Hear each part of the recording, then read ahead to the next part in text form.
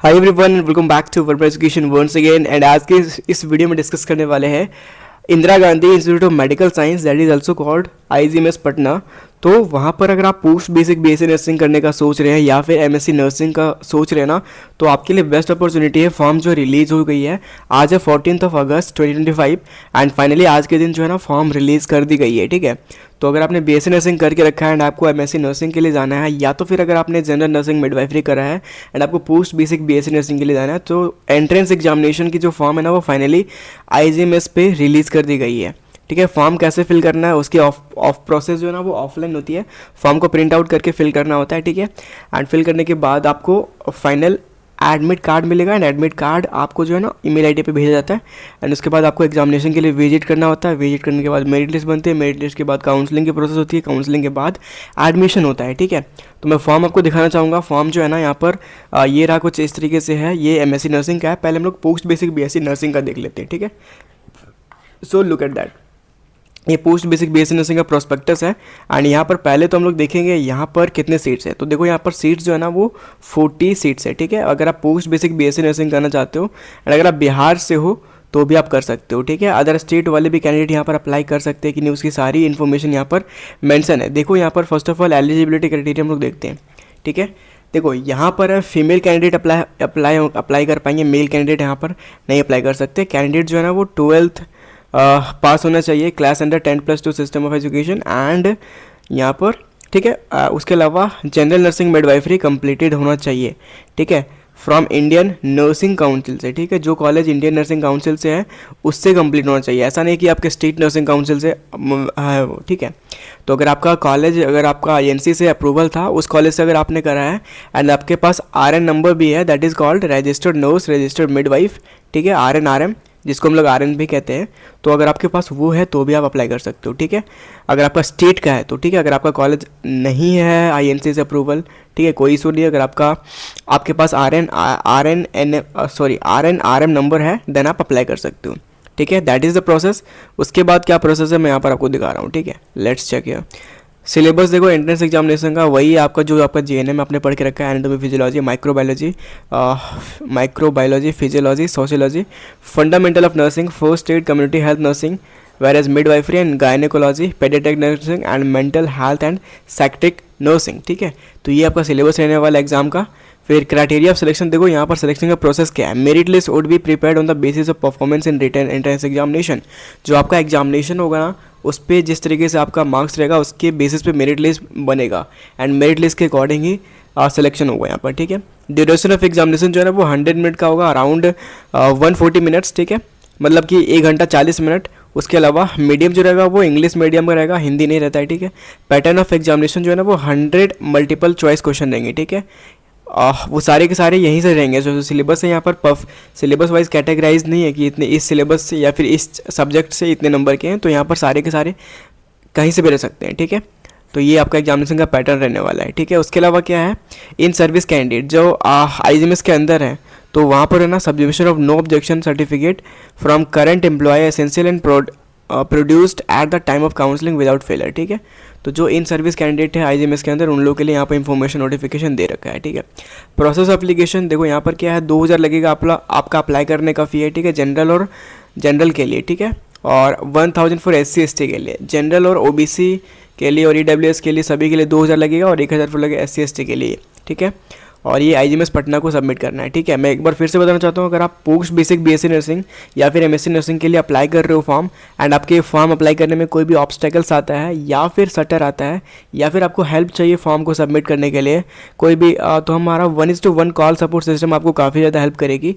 या फिर आप हमारा पेड काउंसलिंग वाला जो ग्रुप है ना वो ज्वाइन कर सकते हो। ठीक है, कैसे आप ज्वाइन कर सकते हो, फर्स्ट ऑफ ऑल जो वीडियो आप देखते हो ना उसके डिस्क्रिप्शन में आपको ये काउंसलिंग का लिंक मिल जाएगा ये। ठीक है, इस पर आपको टैप करना है। ठीक है, टैप करने के बाद आप एक ब्राउज़र में रिडायरेक्ट हो जाओगे, मोबाइल ब्राउज़र में। आप बेसिकली ये नीट यूजी 2025 काउंसलिंग के लिए है, बट इसी के थ्रू हम लोग पोस्ट बेसिक और एमएससी नर्सिंग वालों का भी फॉर्म अप्लाई करते हैं। ठीक है, तो email ID, WhatsApp number fill करने हैं एंड यहाँ पर जो है ना 00 कर देना आपको, क्योंकि आप पोस्ट बेसिक के लिए कर रहे हो तो आपको नीट मार्क्स नहीं फिल करने। एंड फिर यहाँ पर आपको IGMS पोस्ट बेसिक या फिर PB लिख सकते हो, या फिर अगर आपको MSc के लिए तो MSc करना है यहाँ पे, ठीक है। एंड ये करने के बाद आपको चेकआउट करने हमारे काउंसलिंग फीस जो है ना 400 रुपीज़ है। जैसे आप पे करोगे व्हाट्सएप ग्रुप में आ जाओगे, एंड आफ्टर दैट हम लोग आपको कॉल बैक कर लेंगे एंड आपका जो भी प्रोसेस है वो कंप्लीट करने में हेल्प करेंगे। इवन हमारा गूगल मीट भी होता है, ठीक है, मतलब कि जूम मीटिंग के थ्रू भी हम लोग प्रोसेस करवाते हैं। तो अगर आपको नीड होगी, कोई भी सटर आता है एप्लीकेशन में या फिर कोई भी ऑब्स्टेकल्स आता है, तो यू कैन कॉन्टैक्ट अस, ठीक है। देखो यहाँ पर नंबर ऑफ सीट्स में इंक्रीज और डिक्रीज, ठीक है, यहाँ पर बोल रहा ना कि जो नंबर ऑफ सीट्स है ना वो बढ़ता भी है और घटता भी, कभी कभी ईयर वाइज डिसाइडेड किए जाते हैं, ठीक है। Candidates are advise to download the prospectus must go through the same thoroughly before filling the application, ठीक है। जो एप्लीकेशन फॉर्म है ना वो आपको डाउनलोड करना पड़ेगा, ठीक है। लास्ट डेट अप्लाई करने का है जो वो देख सकते हो यहाँ पर 10 सितंबर है, ठीक है। उसके अलावा अगर आप MSc की बात करें तो MSc का मैं यहाँ पर दिखा देता हूँ आपको MSc के कितने सीट्स हैं।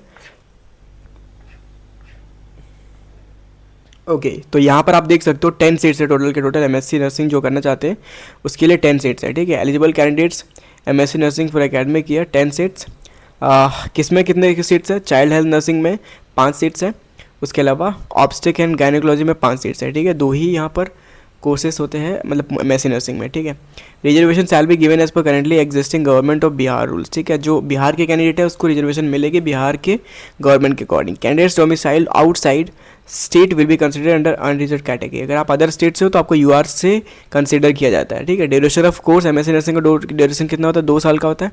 एलिजिबिलिटी क्राइटेरिया आप देख सकते हो यहाँ पर कुछ इस तरीके से है। The candidate should be registered nurse and registered midwife, ठीक है। मतलब कि यहाँ पर आप मिडवाइफ मतलब कि RN RM भी हो ना, अगर आपने पोस्ट बेसिक करके रखा है, ठीक है, उसके बाद अप्लाई कर सकते हो, ठीक है।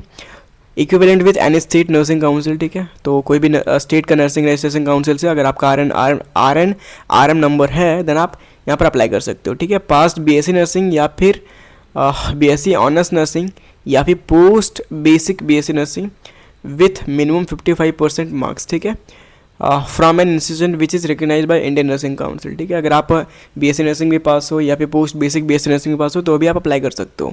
Minimum 1 year of work experience after BSc nursing, ठीक है। अगर आप बेसिक BSc नर्सिंग किए हो या फिर हाँ बेसिक BSc नर्सिंग की हो तो आपको 1 ईयर का एक्सपीरियंस जो है ना वो नीड पड़ेगी, ठीक है। From the date of registration as RN RM, ठीक है। जिस दिन से आपका डेट रजिस्टर्ड हुआ है RN RM नंबर उस दिन से आपका 1 ईयर का एक्सपीरियंस की नीड होगी, ठीक है। Minimum 1 year work experience prior और after post basic BSc nursing. अगर आपने पोस्ट बेसिक BSc नर्सिंग कर लिया उसके बाद आपका 1 ईयर का एक्सपीरियंस है तभी आप यहाँ पर एलिजिबल हो MSc नर्सिंग के लिए, ठीक है। सिलेबस फॉर एंट्रेंस एग्जाम, देखो एंट्रेंस एग्जाम का सिलेबस क्या है? BSc nursing BSc honours nursing या फिर पोस्ट बेसिक BSc नर्सिंग का जो सब्जेक्ट रहा था ना उसका रहने वाला है यहाँ पर सिलेबस, ठीक है। क्राइटेरिया फॉर सिलेक्शन क्या है यहाँ पर आप देख सकते हो। पहले तो मेरिट लिस्ट यहाँ पर बनेगा जिस तरीके से आप अपना स्कोर करोगे। फिर ड्यूरेशन ऑफ एग्जामिनेशन ये भी 100 मिनट्स का है, मतलब कि 1 आवर एंड 40 मिनट्स। फिर मीडियम या लैंग्वेज ऑफ एग्जामिनेशन वो इंग्लिश रहने वाला है। Where as method of selection आप यहाँ पर पढ़ सकते हो, ठीक है।